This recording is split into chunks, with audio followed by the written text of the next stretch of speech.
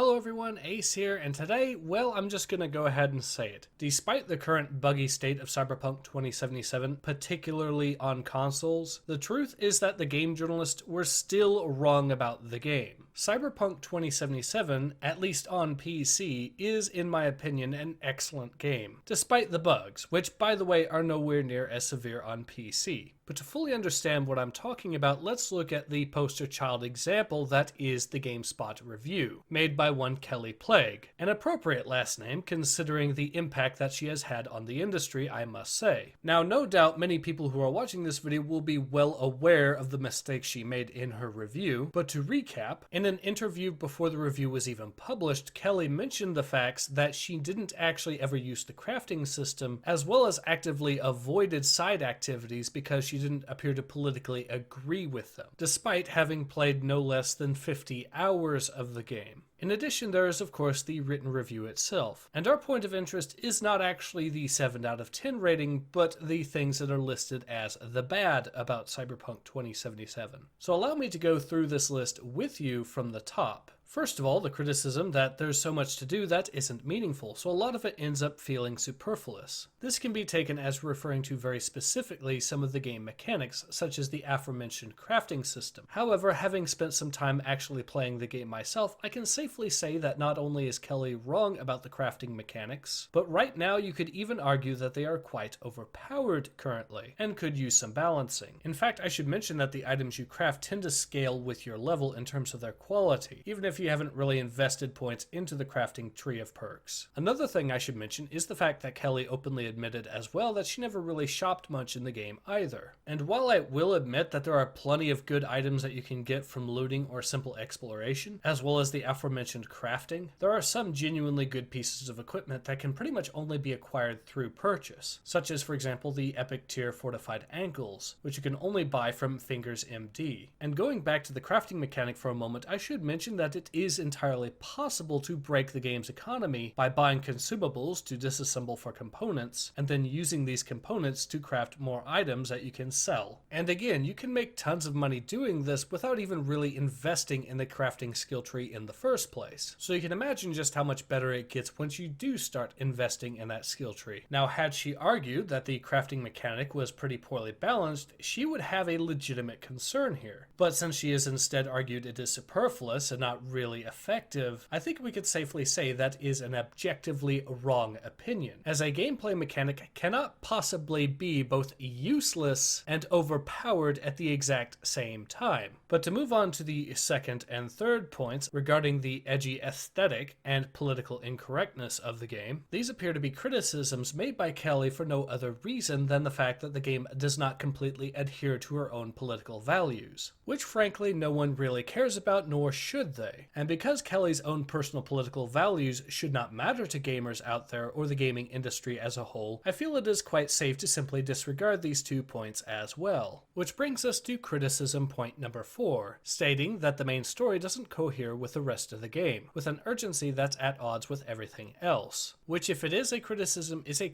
that could be levied essentially against every single roleplay game out there ever made. Because whether we're talking about your typical Fallout game or even the Elder Scrolls series, there is a sense of urgency created in these types of games regarding the main quest, as well there should be. And if that's the case, then how is it a legitimate criticism for this game when it could be applied to literally any game within the genre? However, there is more to this little criticism than meets the eye, but for that we have to look at what Kelly has stated in the past regarding this point, that being her belief that the side quests don't really impact the main story. And once again, having actually played Cyberpunk 2077, I can factually say that this is incorrect. In fact, to give you a good example of just how much your actions can and do matter within the game, I do believe it is necessary to provide you some examples, albeit with some spoilers involved. But to get into it, one of the side quests, for example, has you hunt down and kill a pimp by the name of Jotaro, which yes, I believe is a JoJo reference. But at the end of the day, it's a one and done deal. The sort of side quest that you would expect to just be a throwaway side quest that you would never hear about ever again.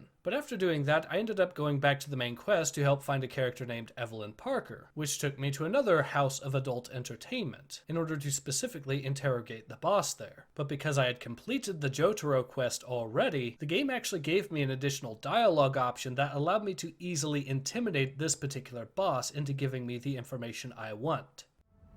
Real pleasure chatting. But just where exactly do you see this going?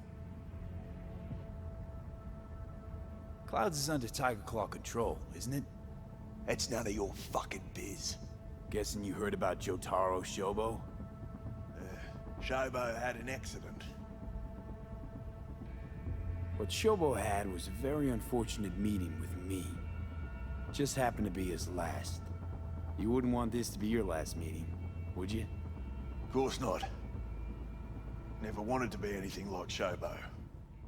And immediately following that, the location that he tipped me off to was Fingers MD. And because I had already shopped there before, Fingers actually recognized me as a customer. So not only can doing the side quests give you more options to help complete the main story, but the game will even notice whether or not you've visited certain shops before. That is a genuinely insane level of attention to detail when it comes to the writing. And the fact that the game was able to pull things like that off constantly, including in the main story, is one of the major reasons that I've fallen in love with the game entirely despite the bugs. I do genuinely believe this is one of the best PC games ever made, and once the patches start rolling in, it will only get better. But that does of course bring us quite cleanly to her final criticism of the game, the technical issues. The one criticism of hers that is actually a valid criticism, I might say. And I will have to say that there is some valid criticism to be had, especially towards the console versions. I can absolutely see why people would be upset with the PS4 and Xbox One versions of this game, as the combination of bugs, frame rate issues, and horrendous texture pop-in would be enough to destroy any game, even Cyberpunk 2077.